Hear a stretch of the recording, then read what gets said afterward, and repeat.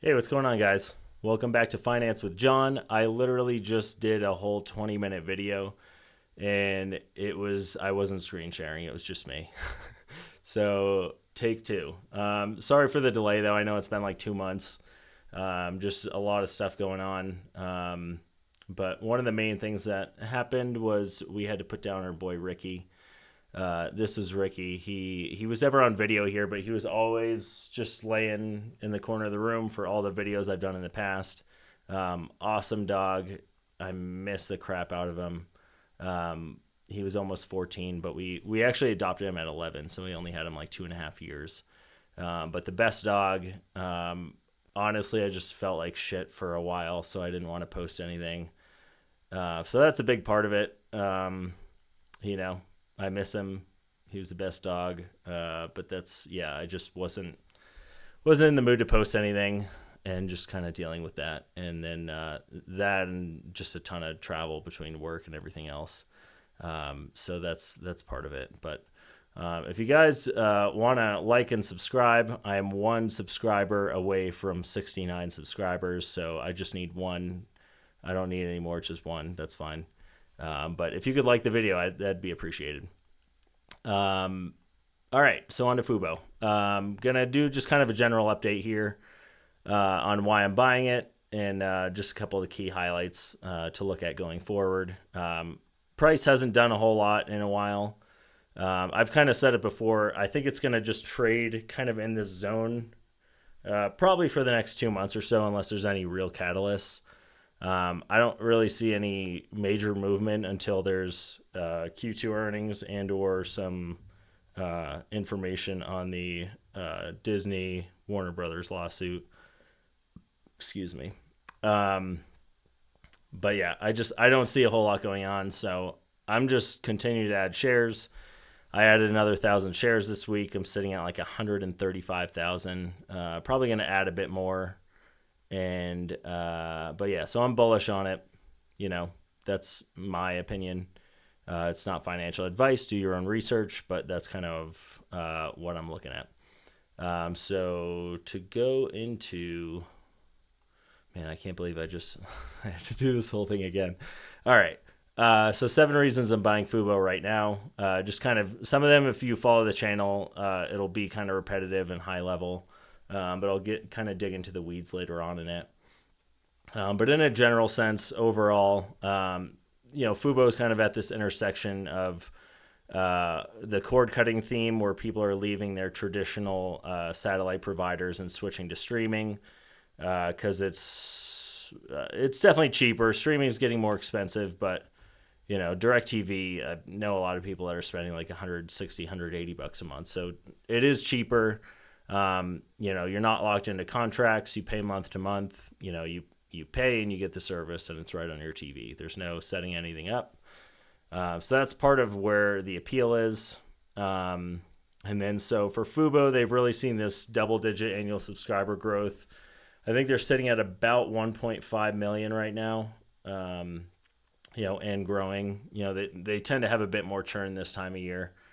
But I want to say on their last call, I think they lost like 100,000 subs or something, but they kind of baked that in, and they're, anticipating some losses from losing the Warner Brothers content. It doesn't really bother me. I think it's going to be a timing thing. I think by the end of this year, they're going to be, up year over year. So, but they've really, done a good job of attracting more subscribers, for a pretty small niche platform. I think they've done a good job of kind of providing the right content and supplying a good product. I'm a user of it. I think I spend like 120 bucks a month between some of the add-ons and Sports Plus and stuff like that. To me, I like using it. It works when I want it to. I'm happy with it. But they're positioned well to capture the premium cord cutting audience. So that's they're starting to get more into the freemium side. There's been some talk on that. I think they're at a soft rollout stage right now. But really, it's not a cheap product. It's for people who like sports and are willing to pay for it. And so that's part of the value to advertisers. They want to be that premium product where They can show advertisers that people are spending this amount of money, and it provides them a ton of data on, household income and things like that, of kind of what their key audience is. And I think they're trying not to dilute that with the freemium, but I think, it'll be interesting to see how they kind of utilize that going forward. Super aggregator of sports content, RSNs, team partnerships.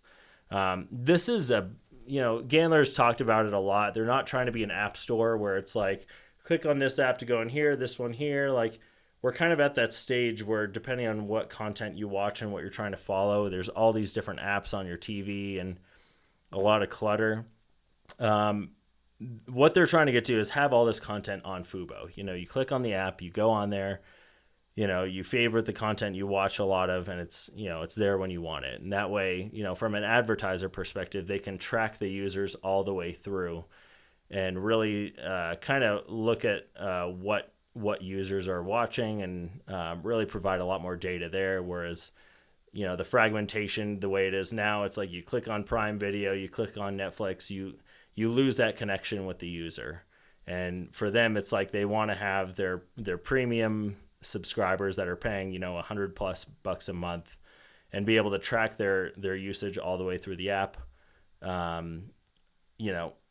I think that's where a lot of their value comes from with the ad revenue side. And as they kind of roll out some more of these, their Edison AI platform, I think they'll really find a lot more opportunities to get more in depth with some of the data points they're collecting on their users. All right. And then I just plugged in some of this Fubo Google Trends data from 2016. They've continued to grow year over year. They're showing a lot more just kind of just users looking for their app and content more. So I think that's an interesting kind of view to look at it. Everyone says Fubo's dying. I don't see it. I'm obviously bullish on it. But they've done a good job of attracting new users and growing the base that they have and monetizing the platform. So I think they're showing solid growth. Going into the financials a bit more, they've continued to exceed guidance on a lot of these key metrics. They're 30% year-over-year revenue growth for their top line. I mean, they're really, I think they're sacrificing a bit of that this year. But their subscriber revenue is up, their ad revenue is up 15%. This number I'd like to see a lot higher. I think they're around like 30 to 40 million at this point with their ad revenue growth, or their ad revenue per quarter. They really need to like double that. And I think, as they roll out more ad products and things like that, battery low, they'll be able to, really grow their revenue overall. They beat guidance 11 of the 12 previous quarters, and they've recorded about 1.5 million subs. I think it was their Q1 that they were showing that. And this I just pulled from Yahoo Finance just to kind of show their kind of last 4 years of revenue growth. They've really had pretty impressive top line growth. Bottom of this chart isn't as pretty. They've spent a ton of money. That's what they're working on. 2023, they had a great year as far as reducing a lot of their costs. As long as they continue to reduce those costs, find the type of content that people are going to watch that isn't as expensive. I think, they're really trying to nail that free cash flow target in 2025. Growing institutional ownership. Their largest owners, BlackRock and Vanguard. Currently they're sitting at about 40% institutional ownership and growing. This is kind of a chart for the last 3 years. They've been growing quite a bit. I'd like to see really like 60, 70, 80% on institutional ownership. Hopefully we see some growth on that throughout this year.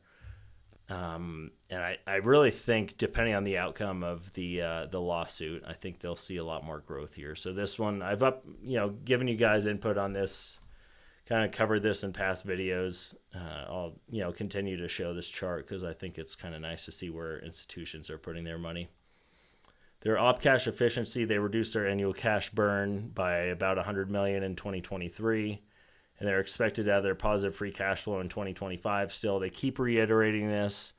I hope they get there. I think they can get there at this point anyway. They, said there's really no risk to hitting that. Obviously, the outcome of this lawsuit can have a significant impact there. So, that's a big one we're tracking. And one thing I want to touch on, actually, because this one I've seen, there's been a couple other bigger YouTube channels that they keep saying Fubo is going to be debt-free next year.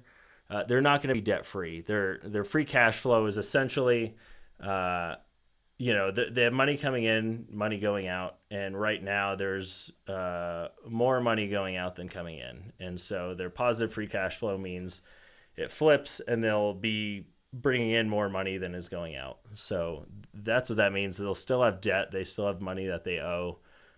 Just wanted to clarify that because there's been like a couple different YouTube channels that have said they're going to be debt-free, which is not true. This last point here, generating $2.6 million in revenue per employee. I know Gandler's brought this point up a couple times now on some of the other conferences he's done. And I want to say Netflix was basically at the same KPI where they were also at 2.6 million in revenue per employee, which pretty impressive. Fubo is not very big. I want to say they're like 500 to 600 employees. And the fact that they're really not at scale at all, they're still growing and they're able to produce 2.6 million per employee is pretty impressive. I think they're operating very efficiently. If they can get past these hurdles that they're, currently going through, I think there's going to be some big growth. But they really need to just work on getting that free cash flow and show that the business model is working. Their feature set, I think, is pretty good. They acquired Edison AI in Q4 of 2021, which is their AI platform to really look at what's on the screen and pull information from it and use it to either provide data to the users or provide additional kind of content on their ad platform, whether it's, they've talked about it, they haven't rolled anything out yet, but basically the ability to look at what's on the screen and then say, oh, that's a Ashley furniture couch, and then run like a Ashley furniture ad, right after. So they're able to take the content on the screen and regurgitate it or use it to, further engage users by engaging in the ad content, or, they'll have a little buy button for like you want to buy a jersey or whatever, like it pops up there. I think could be insanely valuable for advertisers. Haven't seen that yet, but so far they've had good luck with some of their other features. Multi-view, they were first to market with that. Fan view, which I actually really like. It's pretty nice during football season. I use that quite a bit just to get some live stats on the screen. And then 4K streaming. I'd like to see a lot more features come out. It sounds like they're starting to work on them. I know they have like the basically for like news channels, they're able to take like what's on the channel and it'll pop up basically with like a blip of like talking about whatever they're talking about on that news channel. So they're starting to implement more of that. I hope they're working diligently now to come out with more, but we'll see. And so that kind of goes back to the ad revenue. So a big part of their business and their revenue is the subscriber revenue, but every new subscriber they add the cost to, every new subscriber, they have the cost associated with it of the content costs. So if they can grow their ad revenue, that's really just a growing pool of revenue that they're using that can offset a lot of those content costs, because it's very expensive, a lot of the content they're buying. So growing out their ad platform and offering more value to advertisers is going to be huge for them going forward. Current catalyst, I'm not going to go into all this. A lot of you probably watch Shaheen's videos. He covers a lot of Fubo content. He's an actual attorney. He can give you a lot better overview of the lawsuit, what's going on there. I'm personally pretty bullish on what the outcome's going to be. We're at this time where the DOJ's has a lot more scrutiny on monopolies, and so they're finding more monopolies that are kind of happening in in the economy, and finding really just kind of cracking down on a lot of those that have been going on. So if there's a positive outcome on that, which nobody really knows, I think they have a solid case here. They hired a really big law firm to cover it, which is the great side. They really muscled up with the big guns there.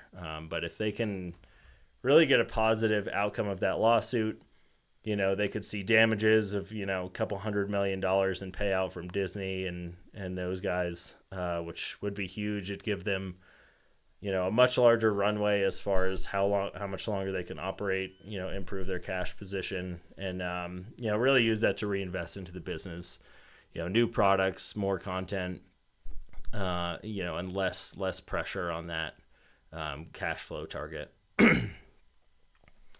Other catalysts: upcoming Summer Olympics, World Cup. This is an election year, so a lot of this sports content, that Fubo has a lot of that on their platform, so they're looking to pick up a lot more users with that sports content, and then with it being an election year, that should drive a lot more political ad spend. So they should see a pretty good jump in the ad revenue side. Progress towards the 2025 free cash flow target. Like I said, they keep reiterating they're good with that 2025 target. They're still on. If there's a positive outcome with the lawsuit, they could see a huge improvement to that, and it could be as soon as sometime this year. So another one that kind of hinges on the lawsuit. We don't really know how that's going to play out, but worst case, they hit it in 2025. This is kind of a big one here. Emphasis on low cost and growing markets, partnerships, BKFC. I know recently they added a cricket channel. I don't watch cricket. I really don't know how big of a market there is for that, but they seem to do a pretty good job of kind of cherry picking this niche content that people really can't find anywhere else. But if they go to Fubo, they know they can get it there. So they're really doing a good job of finding this cheaper content in growing markets and being able to pull that onto their platform. So that could be another area they get users. Partnerships with they have a big investment in BKFC, which if you haven't watched it, it's awesome. I've been kind of getting into it more, and it's fun to watch. But that's I don't know if it'll be as big as UFC, but it seems to be growing quite a bit. They have fights pretty much every weekend now. But the fact that they have such a big investment in them, and they're showing it on their Fubo Sports free channel, I think is bringing a lot more users to be more familiar with the brand, and bringing more people to the platform. Bullish sentiment overall. Right now they're trading. On the last video, I did a whole kind of deep dive on where their valuation is at currently and where it can be if they keep growing. Right now they're at about a 0.3x price to sales ratio. And on a lot of these growing tech companies, it's not crazy to see anywhere from 5 to 10x. So they're really, there could be a lot of upside if they can get to trading in the really an appropriate zone for what the company is doing. So, as long as they continue to keep executing, keep growing their ad revenue, adding subs, retaining those subs, there could be a huge opportunity to really see this, 10x, in the next year or two. Continued growth partnerships, I kind of touched on that. And really, they do a great job of just finding these weird bits of content. Even I like mountain biking, and they got the Bike Mag channel on it, which, I've never even heard of it, but it popped up on there, and I like watching a lot of the shows on there. It's part of their fast channels where it's free content that they're just aggregating onto the platform. So they have all these kind of niche channels that, maybe I don't even know. I could probably buy a membership to watch Bike Mag or whatever. But the fact that it's I don't have to pay them. I just pay pay Fubo, and they aggregate it there. It's, it's on TV. I don't have to click on another app or anything. Proven business model. You guys will probably give me shit for this one, but, they've shown that they've been able to grow and optimize kind of where they're at. They're, really operating, based off of that prior metrics, like the 2.6 million in revenue per employee. They've been able to grow pretty well at a pretty small size. This ad revenue, sitting at that 30 million a quarter, they really got to grow that to continue to show that the model works. But if they can get to their free cash flow point in time, they can really grow the top line a lot more from that point. But I think they've done a great job so far. They've got a lot of work to do, but I think they've proven that the model actually works. And I think, as they test out a lot of this new AI capability with, showing more channels, upping engagement of their users, and, offering more value to advertisers, I think that's going to be huge going forward. And then on this ad revenue and freemium growth, freemium, I think they've done like a soft rollout, and only if you've previously canceled you can access it, is what I believe. I don't know if they're going to roll that out to the open market where anyone can join the freemium or the Fubo free channel, but that's really going to have a significant impact on the ad revenue. I think a big part of their business, I keep saying it over and over, you guys are probably sick of it at this point, but their ad revenue, they've got to expand that a lot, and they've done a good job so far. They just need to keep growing that. And, I think their approach with the fast channels and then implementing more of the AI capabilities, I think will help get them there. So that's it. If you guys haven't subscribed already, feel free to subscribe, like this video. I'll try to come on here and post more, comment, whatever you want. But no, thanks for watching. See ya.